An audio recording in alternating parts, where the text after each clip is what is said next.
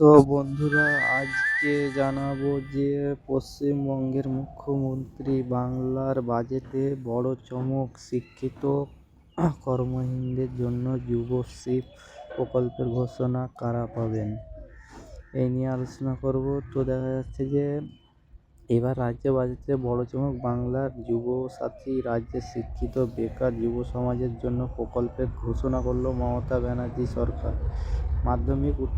Minimum মাধ্যমিক উত্তীর্ণ 21 থেকে 40 বছর বয়সী যুবকদের মাসে 1500 টাকা ভাতা দেবে রাজ্য সরকার। চলতি বছর 15 আগস্ট, মানে এই আগস্ট মাস থেকে 2026 বাংলায় যুবসাথী প্রকল্প নামে প্রকল্প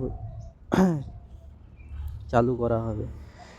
বাজেটে আনা হচ্ছে, বাংলার যুবসাথী প্রকল্পে নথিভুক্ত করতে গেলে আবেদনকারীকে ন্যূনতম মাধ্যমিক বা সমতুল্য পরীক্ষা উত্তীর্ণ হতে হবে।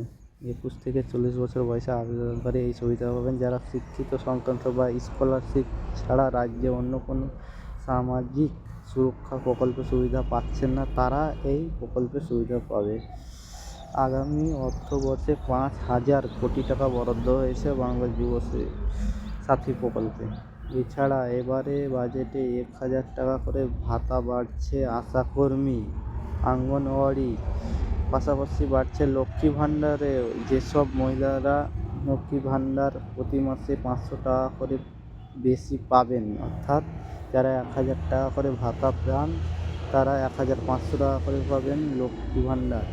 আর SC ST মহিলারা পাবে 1,000 থেকে 700 টাকা বাড়তি, অর্থাৎ 1,700 টাকা। এই হলো আজকের নিউজ বাজেটের।